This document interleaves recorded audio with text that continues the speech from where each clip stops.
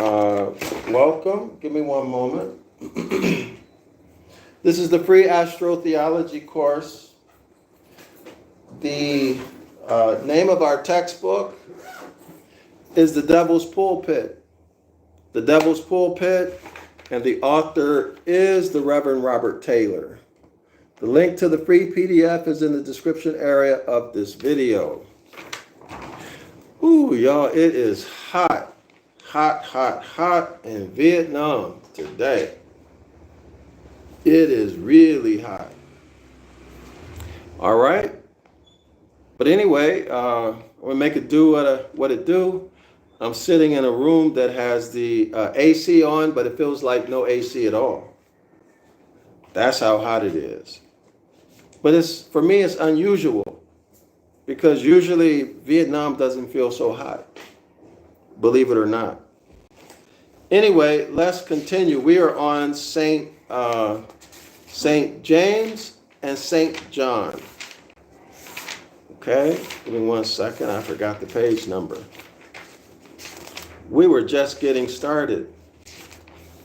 So we're going to pick up on the discussion about the transfiguration, actually the metamorphosis, the sonifying of the Christ, the sonifying of Jesus, or Jesus being turned into the Son, which was intentionally, deceitfully rendered in English as transfiguration. All right? So anyway, let's continue. We are on page 195. Thank you. Thank you very much.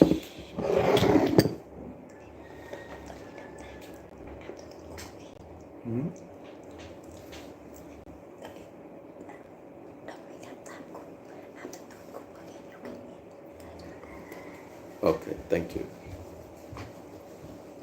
Okay, so I have my lunch. Let's see, I have my lunch. Let's see how it tastes.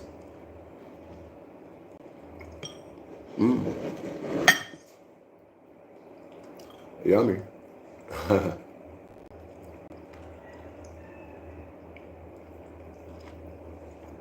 So usually, y'all, I don't eat carrots, but since it comes with the meal, I'm gonna eat the carrots. They have like a cinnamon, I don't know how to explain it, but it's delicious. Normally, I don't eat carrots. Thank you. But these are delicious.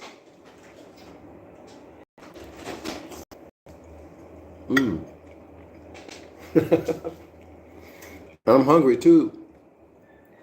I've been up and busy since about 5 this morning. And all last night, also busy. All yesterday. And sometimes, y'all, I forget to eat. And the only reason I remember that I need to eat is because I look at myself and I see that I'm losing weight. Other than that, I forget to eat because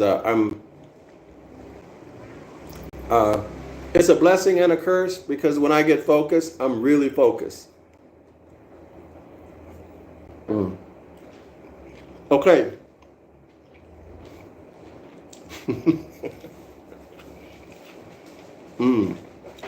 Page 100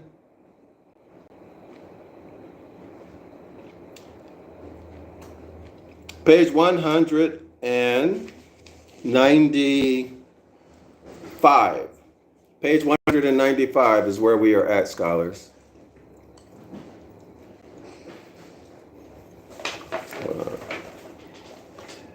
This also has some noodle in the meal. Wow. It's really delicious.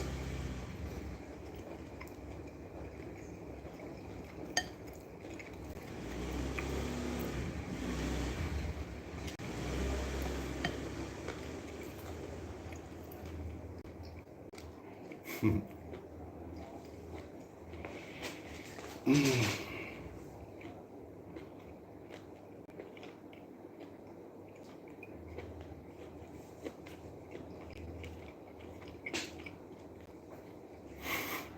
y'all. This is really delicious.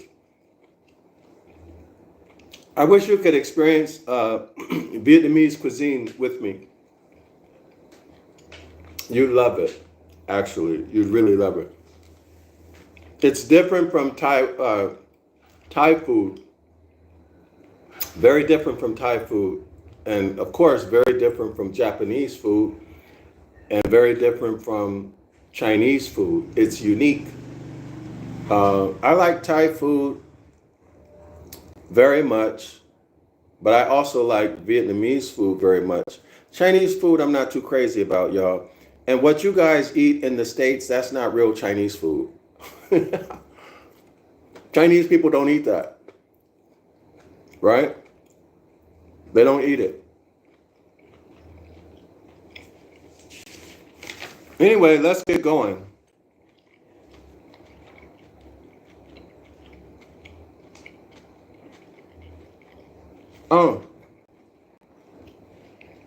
We're on page 196, but y'all listen. Make sure y'all review the first paragraph on page, the last paragraph on page 195. It finishes on page 196. Make sure you read it, okay? As a matter of fact, I'm going to read it. We'll start at the bottom of page 195. The whole affair is an uncovered, unconcealed exhibition of the most ancient ceremony or sacrament of the Eleusinian mysteries. This is what, y'all? This whole event that they're calling a transfiguration, which in fact, according to the literal meaning of the text, says that it was no transfiguration at all, but it was a metamorphosis. Christ became the Son. Jesus became the Son. He became sonified. So from going from one state, the fleshly state, to another, which is the light, the Son, that's called a metamorphosis. Okay? Now this can be explained by the ancient ceremony of the Eleusinian mystery. So this is coming right out of what Christians call paganism. So Christ's transfiguration is paganism. This is what the author is communicating here. The same in all essentialities of sameness. So the event about Christ being transfigured into the Son is the same whether celebrated in Egypt or in Greece. Now y'all know Egypt, Kemet, goes back more than 3, 4, 5, 6, 7, 8, 9, 10,000 years. It's much more ancient. So we're talking about according to the Christians, a pagan ceremony that goes back 10,000, maybe 20,000, maybe 30,000, maybe who knows how many tens of thousands of years this ceremony goes back. And you best believe that that ceremony was not a religious ceremony. All right? Religion is new. Religion means these external deities and you praying and waiting for the deity to do something for you and all of this, that's new. That comes with Catholicism. All right, y'all? Let's continue. The author continues. To honor the Egyptian Isis, that's the IS that we talked about in other videos, right? Or the Grecian Ceres, Ceres, in which those of the initiated, those in the secret societies, those who were accepted They gained membership into the secret societies, who were advanced to the highest degree. So they got into the secret society, and those who were advanced to the highest degree, not everybody in the secret society, only those who advanced to the highest degree. And the author told us in this book that he himself had advanced to the highest degree, which is how he got all of this information. That was to see the ultimate scope and end of those mysteries, to see the ultimate scope of the mysteries of the heavens, the mysteries of the kingdom of God, and the end of those mysteries, how it would all play out. To whom, quote, it was given to know the mysteries of the kingdom of heaven. That means just because you're in a secret society, that doesn't mean you know the mysteries of the kingdom of heaven. No, it does not. The only people who know are those people in the secret society who advance to the highest level. In other words, they have to be chosen. Y'all got that? They have to be chosen, selected. They have to be a chosen person. Y'all got it? Chosen. Keep that in mind. Okay? We're called the perfect. So if they're chosen and they are selected, chosen to learn the scope of the mysteries of the kingdom of heaven, everything that's involved in it, all the details, and how everything will play out in the end, they are called what, scholars? They are called the perfect, P-E-R-F-E-C-T. They are called perfect, perfect men. And from the sight, and the author has it italicized, sight, S-I-G-H-T. And from the sight which had been afforded them, that means their perspective, their angle, where they're looking at it from. And then we see it in the Greek, which means in English, seers. S-E-E-R-S. See, they know the scope.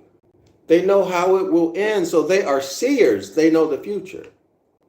They know how this is going to play out. Why? Because they're manufacturing the events. Let me say it again. They are manufacturing the events. And everyone on the outside thinks that they're witnessing prophecy come true. You Christians and Hebrew Israelites, not understanding that these perfect men, as they call themselves, these selected men who are taught the scope and the end of the mysteries of the heavens, manufacture the fulfillment of prophecies. And you don't know it because we are ignorant as a whole. We're incompetent. All right? This whole thing about this group who claims to be Israel and that landmass that they're fighting over. Anybody who studies it, they know that it's not true. Right? But this is just an example of how they manufacture prophecy or the fulfillment of prophecy. They need you to be what? Incompetent. They need you to trust them. Trust what they say. That's what they need. Because if you ever started reading on your own, if you ever learned etymology, philology, astronomy, astrology, and history, you see that they are lying in your face, that they're making a complete idiot out of you, and that you're under a spell. And you would begin to what? Take steps to wake up from that spell. Only a fool would not. Right?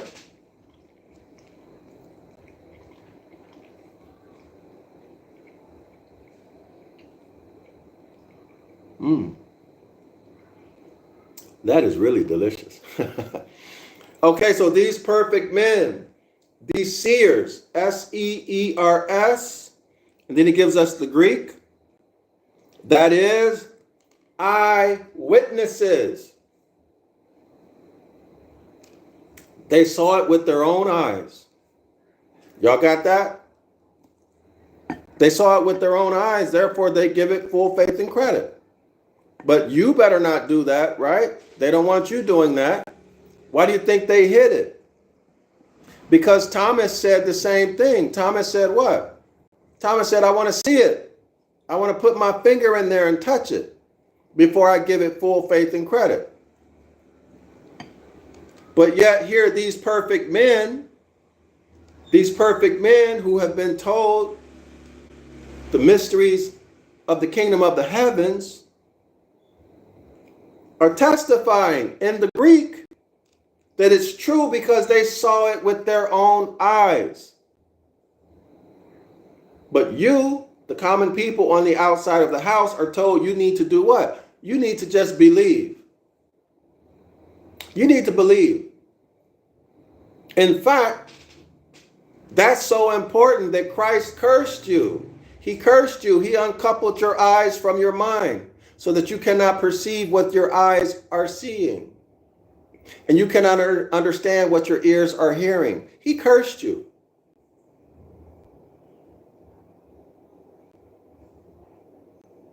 So you're incompetent if you believe in religion. If you are a Christian, Hebrew Israelite, Muslim, you're following a religious doctrine, you are incompetent. You are under a spell. Okay? You're illusional and delusional about that belief system. Clear? Now let's continue. As the site itself was called the autopsy. A-U-T-O-P-S-Y. That is the site itself. See the eyewitness, the site itself, and the showing of the site. The photogogy, P-H-O-T-A-G-O-G-Y,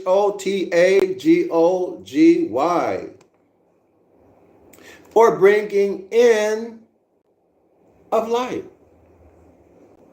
Of course, the light is knowledge.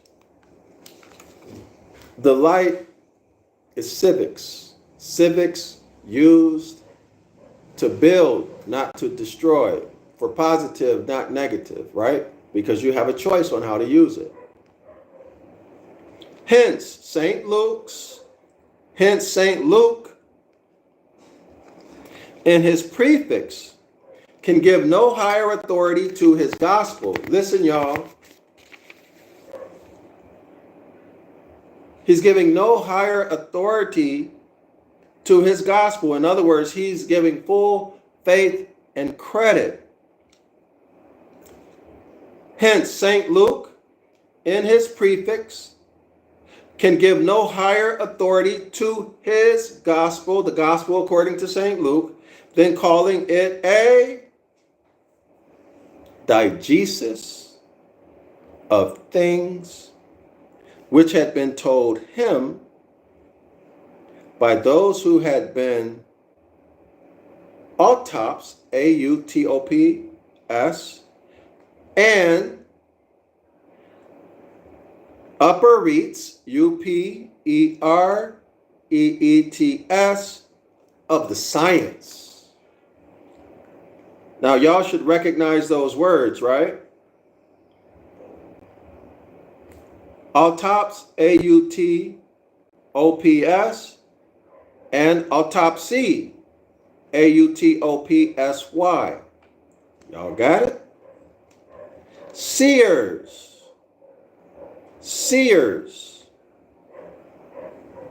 upper reets. Do y'all see seers in there?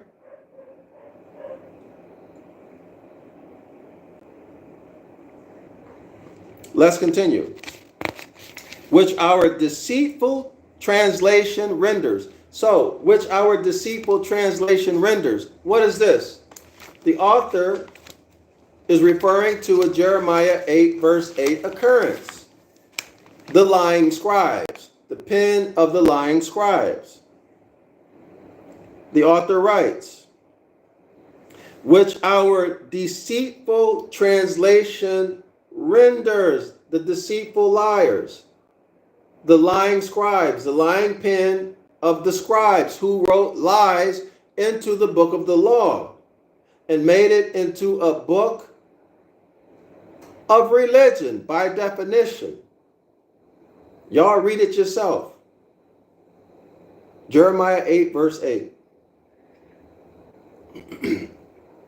Quote, eyewitnesses, that's a lie.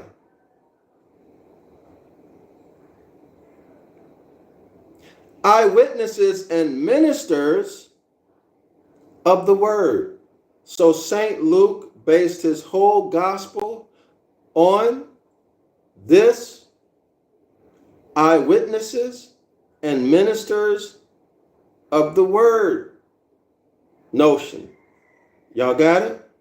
And we know that's a lie. So he based his whole gospel on that. He based the whole gospel on a lie. This is what the author is saying. Let me read it without commentary so you can see it yourself.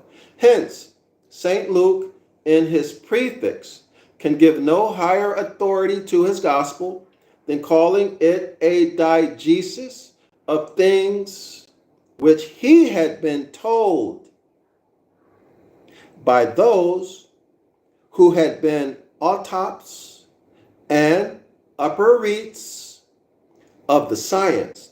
And then there's a colon, which our deceitful translators renders eyewitnesses and ministers of the word.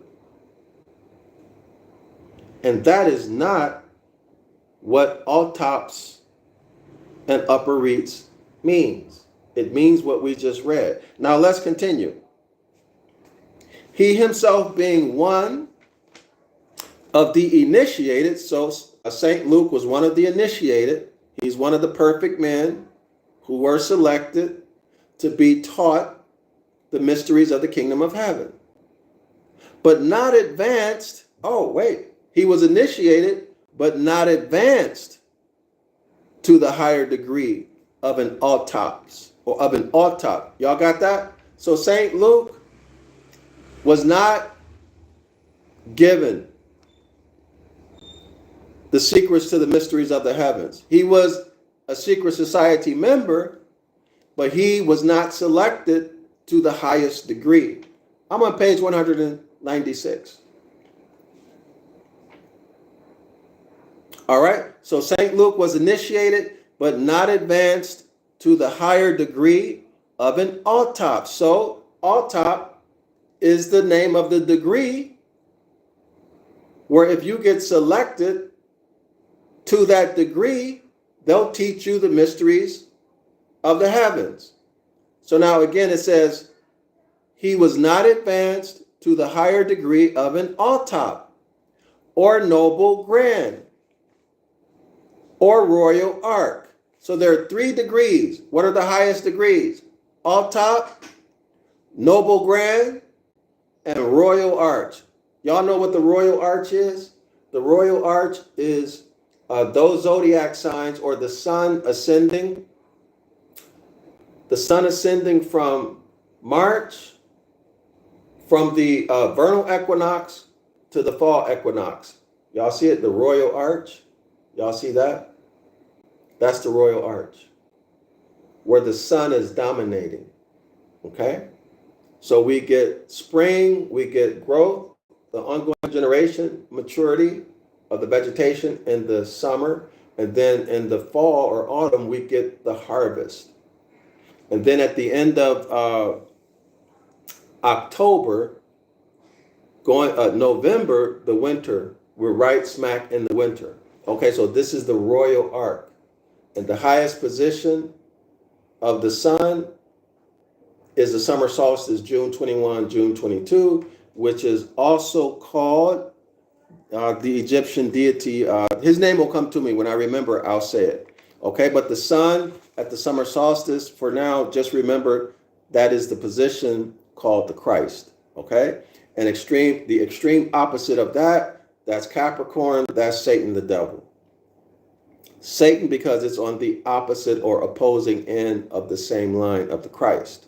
Devil because evil things happen in the dark, so take the D off of devil and attach it to evil, you get devil. All right? So with God, Satan, and Jesus, one and the self same God. God is good. Remove or delete a O from good and you get God. Reverse that, do an antigram, you get dogma, as in religious dogma. Clear, everyone? This is how that's working. So again, the degrees where you get to learn, where they will teach you the mysteries of the heaven. The first degree is autops or autop. The second degree is noble grand. And then, of course, the third is royal arch. Royal arch. So these, in 1831, those degrees, they were taught the mysteries of the kingdom of the heavens. In this Freemasonry mystery, okay, so that's the end of that sentence. The secret was to be kept most profound. As you find the master, when he came down from the Mount of Vision, straightly charged the autops or favorite disciples. Y'all see that? So the favorite disciples got to see Christ sonified, got to see Christ metamorphosized into the Son, that they're calling a transfiguration. But not all of the apostles were there. It was just, who were the three there? Peter, was it Peter, James, and John, scholars? Yeah, Peter, James, and John. Okay? They were the favorite disciples. Notice, the secret was to be kept most profound, as to find the master when he came down from the Mount of Vision, straightly charged the autops. That's the degree. So those three had achieved or had advanced to the autops degree, or favored disciples, favored because they were selected to get that degree. Notice what Christ tells them, that they should tell no man. Christ told his own disciples, 3 of the 12, to tell no man. That means keep it secret from the other 9 disciples. Tell me it don't say that. Tell me that it does not say that. Christ told the disciples to keep that a secret from the others. Is that correct? Why?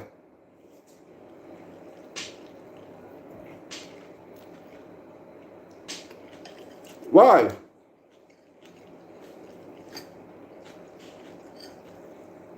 See, how do you explain this? Scholars, how do you explain it?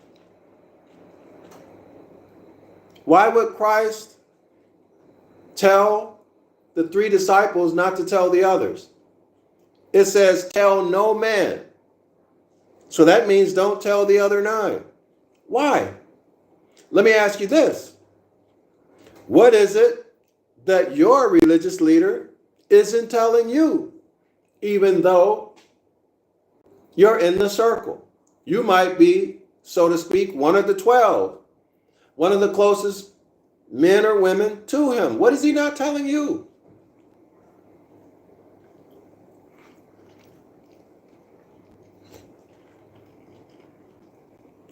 And of course, why? And of course, why?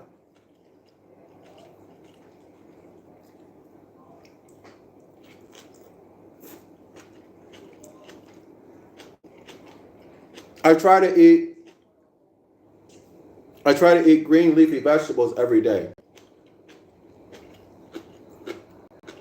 for obvious reasons.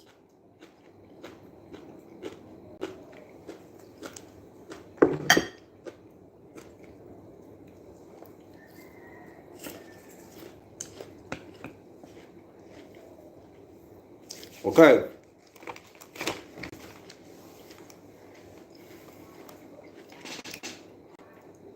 Page 196.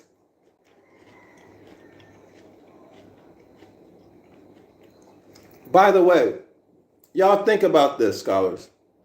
What does it mean that Jesus kept secrets from some of his disciples? Why would he need to keep secrets from the other 12 apostles? Think about that. If you get some ideas, please write it in the comment section. I'd like to know what you come up with. The initiated, who had passed through all the inferior grades, who had passed through all of the lower degrees and attained the high rank of autops, O-U-T-O-P-S, or eyewitnesses. See, that's a title. That's a degree, a title.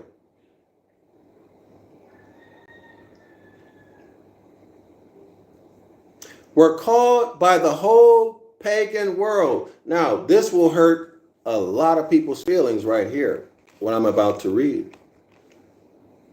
This is going to hurt a lot of you Hebrew Israelites. Now, as I've said, Israel or Israelites, Isis, Ra, and El. It is a compound word of three deities, Isis, Ra, and El. Let me start the sentence from the beginning. And all of you Hebrew Israelites, all of you Christians, all y'all religious folk, especially you Bible thumpers and campers, listen to this, page 196. The initiated, who had passed through all the inferior grades, who had passed through all of the lower degrees and attained the rank of autops. They were selected to get the degree of autops, and they were taught the mysteries of the kingdom of heaven. So they attained the high rank of autops, or eyewitnesses. They attained the rank of eyewitnesses. They were not an eyewitness to anything. It's a degree. It's a degree. They were not eyewitnesses. As for example, I saw him help the old lady across the street. I'm an eyewitness. Okay? Or I saw him rob the bank. He's an eyewitness. But that is not what this is. Notice the deception. The deception through words. Through words. Words have meaning. So you see the word, but the image in your mind doesn't match the meaning of the word. Why? Because they intentionally deceived you with a misrepresentation of the meaning of the word. See, uncoupled your eyes from your mind. How do they do it? Through linguistics. They make sure you don't know etymology. They make sure you don't understand anything about linguistics. Now let's keep going. I should have kept reading it. I wanted to get through this. The initiated, who had passed through all the inferior grades and attained the high rank of autops or eyewitnesses, were called by the whole pagan world Israelites and Hebrews. The name of Israelites, Jews, Jews, or Hebrews, Isis, Ra, and El compounded together form the word Israel, Israelites, Jews. It's a made-up word. Oh, wait. That's no. I'll come back to that. We were taught it's a made-up word. I'm going to come back to that, okay? Or Hebrews. And we all know that Hebrews is not an ancient Ibaryath word either. It's also a made-up word, right? It's a corruption. If y'all want to know more about that, come to a Saturday class. The link is in the description area of the video. 506 The Curses course. 10 a.m. every Saturday, Eastern Standard Time. All right, you Hebrew Israelites and you Jews.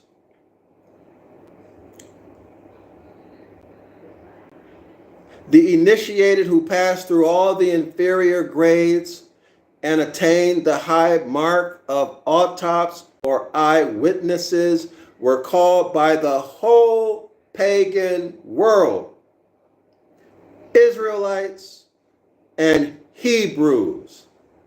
The name of Israelites, Jews, or Hebrews did never. You mean forever never? Did never designate a political or national body.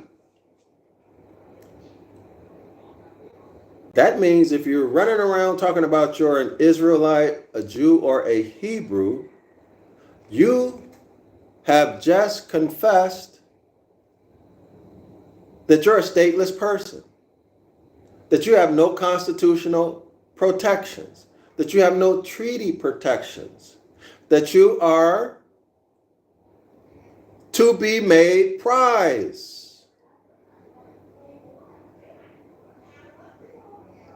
of citizens of whatever country you're in.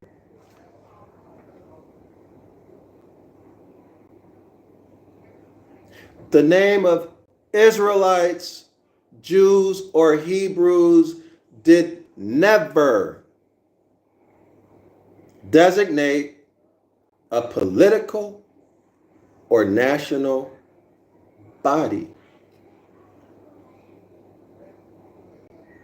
Designated now there's a Greek word. Y'all check it, it's page 196. I'm not going to read it, I don't read Greek. Designated and I'll just say Greek word. And back to the English. The Upereets, Upereets, the Upereets, the autops, Autops, the Rechabites, Rechabites,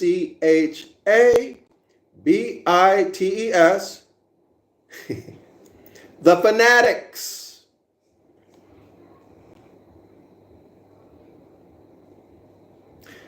The fanatics, he says it twice. The lunatics, or whatever other ticks and bites might be used to signify the highest order of the initiated, secret society members and those holy mysteries. What holy mysteries? The holy mysteries of the kingdom of heaven, where they learn astronomy, astrology, and civics. And they learn astrotheology, because the entire Gospels is astrotheology. So they're seers. Yes, they're seers because they see that these stories are fairy tales. They see that these stories are a remix of natural phenomena. They see that these stories are worship of celestial bodies. These stories tell the energetic effects of the celestial bodies on the earth plane.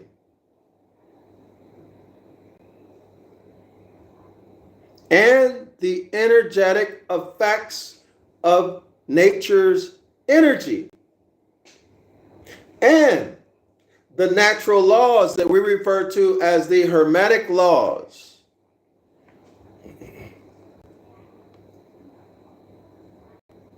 As astrology, astronomy, the Hermetic laws are expressed, present in the Constitution for the United States of North America and the Treaty of Peace and Friendship between the Moroccan Empire, Al-Aqsa, and the United States of North America. And these natural laws are clearly written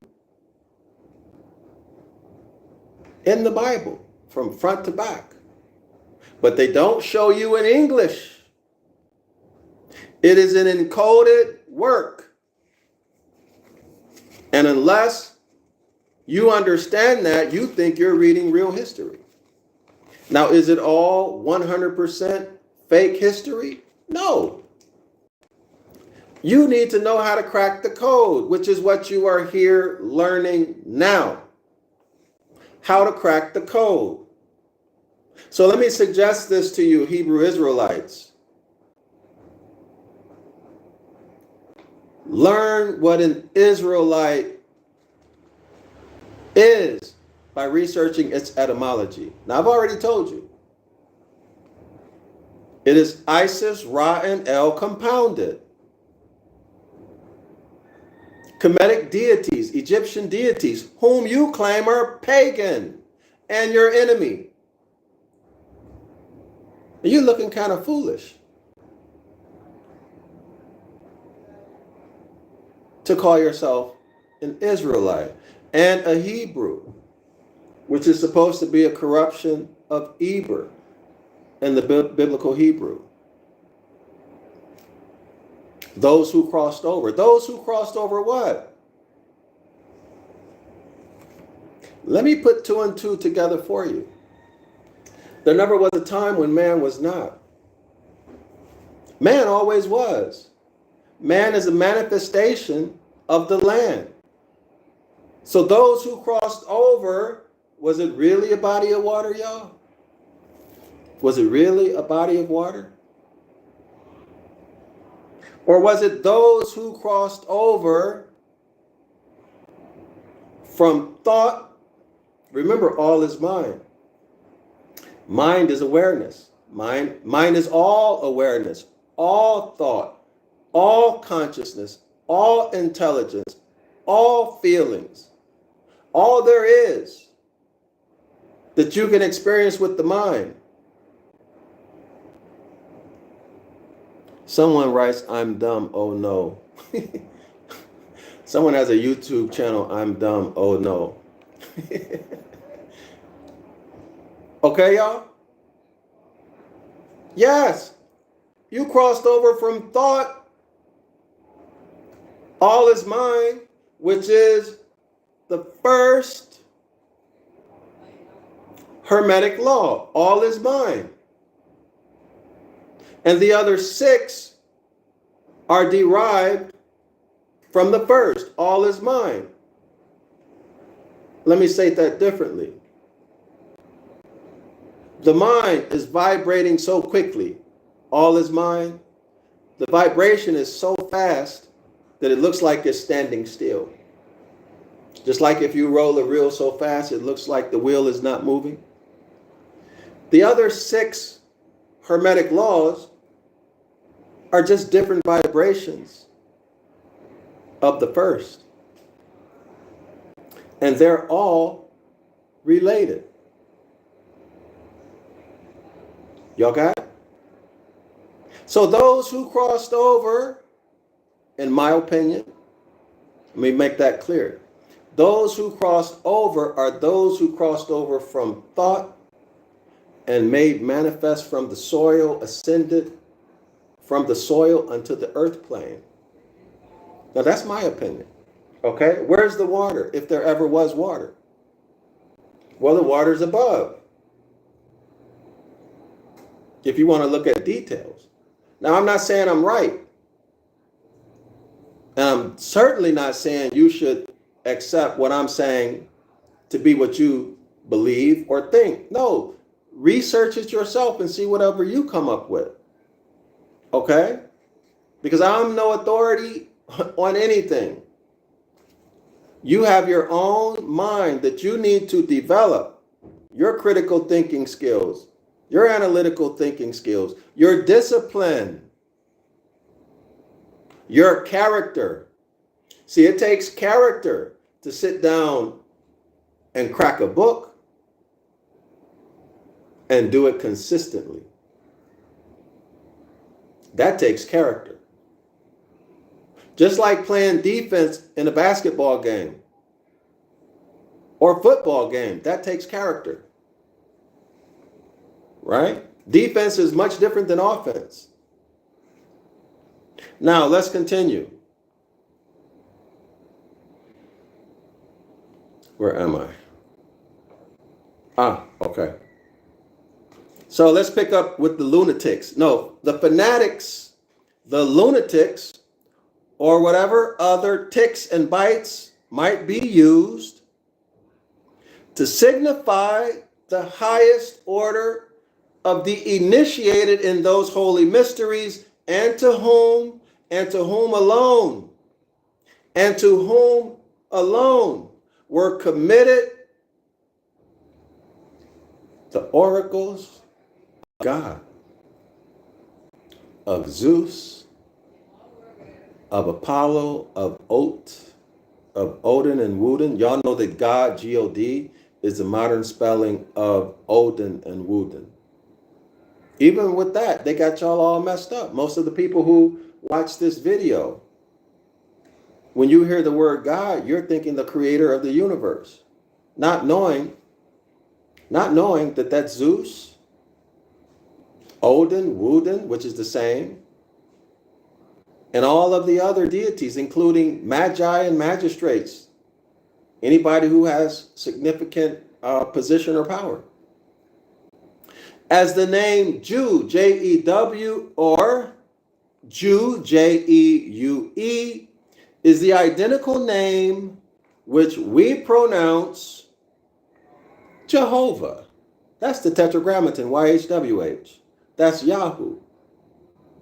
Okay, as the name Jew or Jew, J-E-U-E, is the identical name which we pronounce Jehovah, and is a name given to the worshipers of Jew, J-E-U-E, not from their country. The name doesn't come from their country.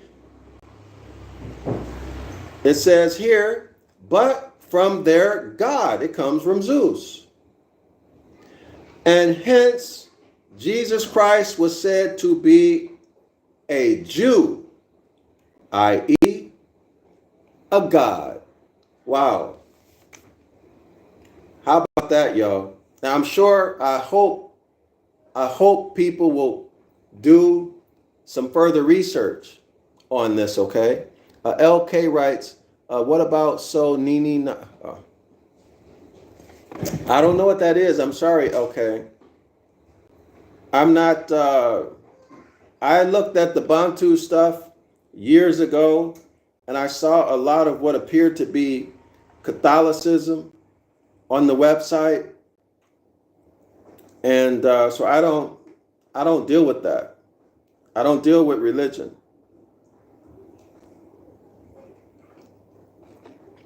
Okay?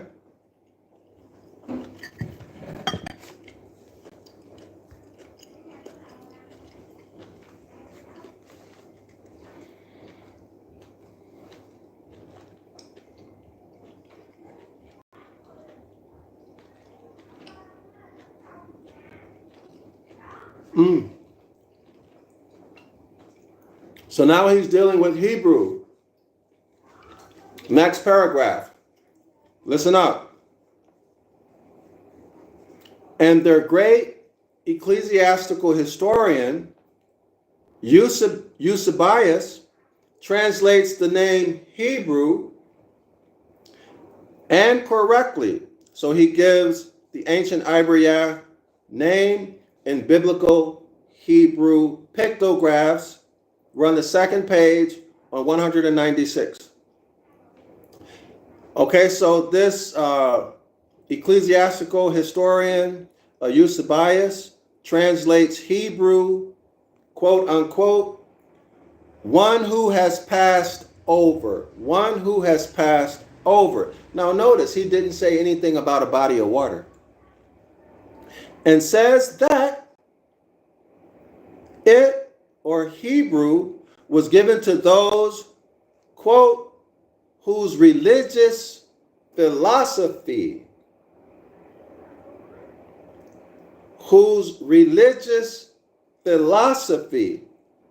now that's religious doctrine, is it not? Had burst through the limits of the visible world and passed into the bosom of intellectuality and into the divine light, where are invisible and hidden essences. Now this quote is coming from Dupuis, volume 2, part 2, page 239. So, if you're calling yourself a Hebrew, according to these very old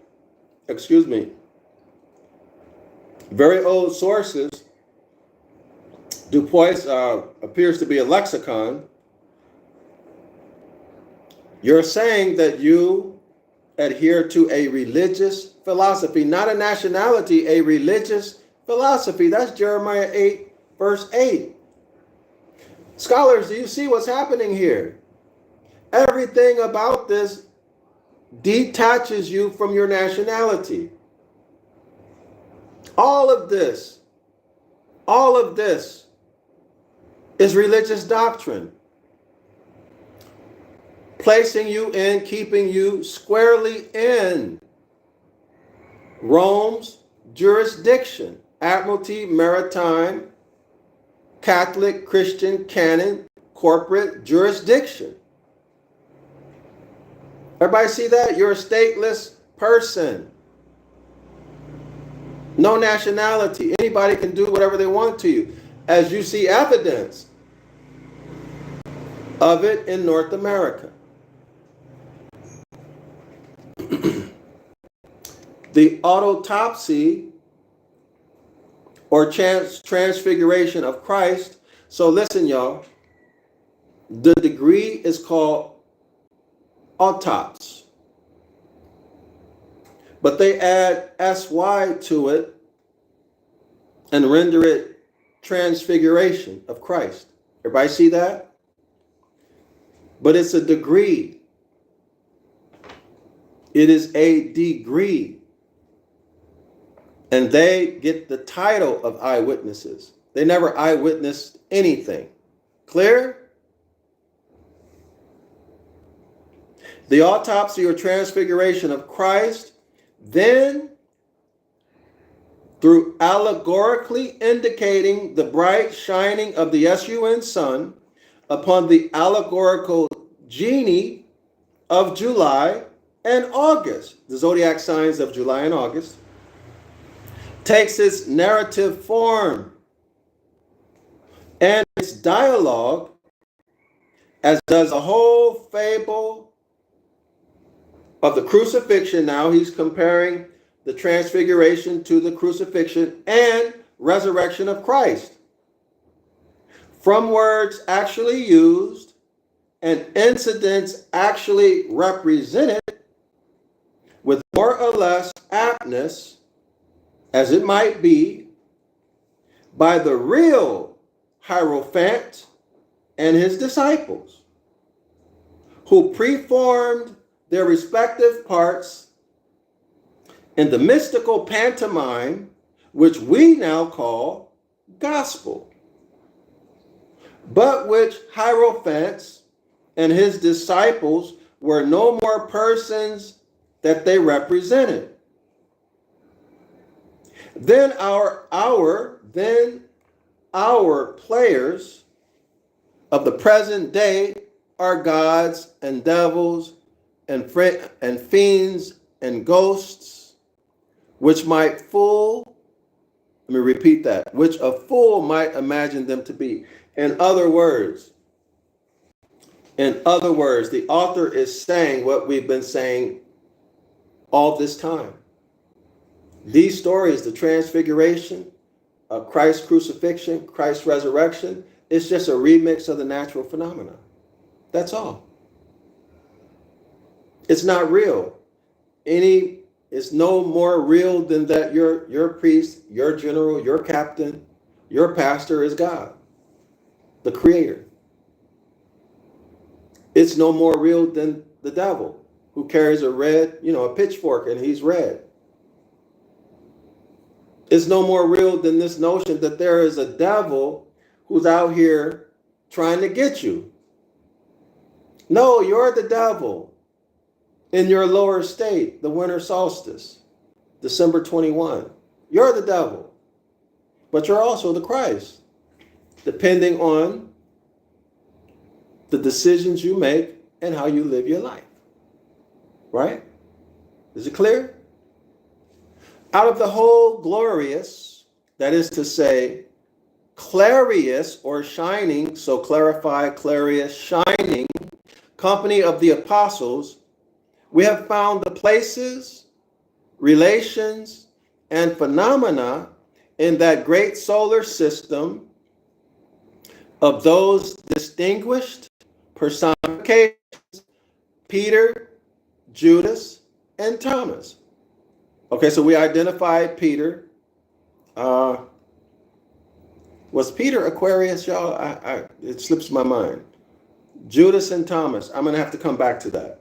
The footnote reads, the whole apostolic company will be treated of in due succession in this science. So he's going to tell us everything about all the apostles. So I'm not going to worry about that.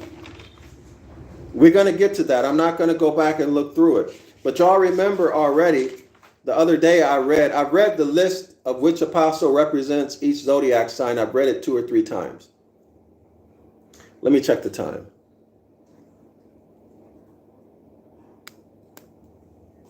All right, y'all. Let's see. Next paragraph. It is the autops, James and John with Peter. Now remember, autops is the advanced degree that you need to reach in order for the secret society members to teach you the secrets of the mystery of the heavens. They are eyewitnesses, not that they ever saw anything, but it is a rank, a designation. It is the autops, James and John, who with Peter were favored with this privilege of the autopsy. Remember, the autopsy is the transfiguration of the Christ, with whom we are now to become acquainted. And that is more than any Christian on earth dare trust himself to do. Why? Because they cannot. Why can't they? Because it's astronomy, astrology. Inquiry, and knowledge, in all cases, being fatal to faith. Being fatal to faith in any religion or fatal to faith in anything or anybody. Inquiry is what, y'all? Critical thinking, asking critical thinking questions. And analytical thinking is fatal to faith, as the author has demonstrated. So is knowledge. Knowledge, etymology, philology, linguistics, the Hermetic laws, natural law, constitutional law and principles, your nationality, your standing in the community, your standing in the society, and in relation to your property. Many areas of knowledge. All of this is fatal to faith, faith in a religion, especially. Well, Mr. James and John, why were you and St. Peter fixed upon to be the only autops, i.e., why were you fixed upon being the only witnesses of the metamorphosis of Christ? Why were you so concerned, so focused on only the three of you being eyewitnesses to the transfiguration of Christ upon the sunshiny mount? That's a very good question. Why didn't you take Thomas with you? Our friend Tommy, the unbelieving, remember Thomas, the apostle Thomas, well, he's the one who asked all of those critical thinking questions. So clearly you don't want him around because he might start asking questions and mess the game up, mess up the hustle. Honest-hearted Tom, who y'all disgraced, called him an unbeliever, a doubting Thomas, and made him look like he's a bad person for using his faculty of critical thinking. No, you don't want Thomas around, yeah? The only sensible man among ye, if men, or anything like men, ye had been. Obviously, criminals don't want honest people around them, right? The clergy, the priestcraft, you see, in all ages and all relations were well aware that the apostle of infidelity would take the shine out of them. That means the honest apostle would tell the truth, and the other 11 apostles, instead of looking like the shining bright light, they would be seen for being dirty, filthy liars, deceitful users and liars. We first hear of James and John in the 4th of Matthew, where they are found by Jesus on the Sea of Galilee and are called two brethren, James, the son of Zebedee, and John, his brother, who were in a ship with Zebedee, their father, mending their nets, taking care of their business. And Jesus called them, and they immediately left the ship. They immediately left the ship, their citizenship, their nationality, and joined a religion. They immediately gave up their nationality in exchange for religious doctrine, with the promise of what, y'all? That they would be shown the mysteries of the kingdom of God, and that they would live like priests and kings on your back. On your back.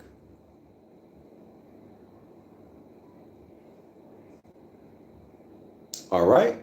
And so they followed Jesus. They followed these European gods, quote unquote, that our ancient ancestors had never known. They followed them. And they got the curses, the punishments. Deuteronomy 28, 15 through 38, 15 through 68, verse 68 says what? You get shipped off into bondage for not following the Most High's instructions, for living out of harmony with natural law. You lose your nationality, you lose your noble status, you lose everything, land included. Now, if you lose the land and you lose your noble status, you lose what? Well, it's a long established principle that land is the substance and subject matter of the law. You lost that. Now you're Goyim. Islam to all the Moors. I'm Dr. Yasapa from Zion Law School. I got to go, y'all. I need to eat my lunch, and then I got to get back to the get back. All right. Thanks, everyone, for your support. Islam and Shalawama.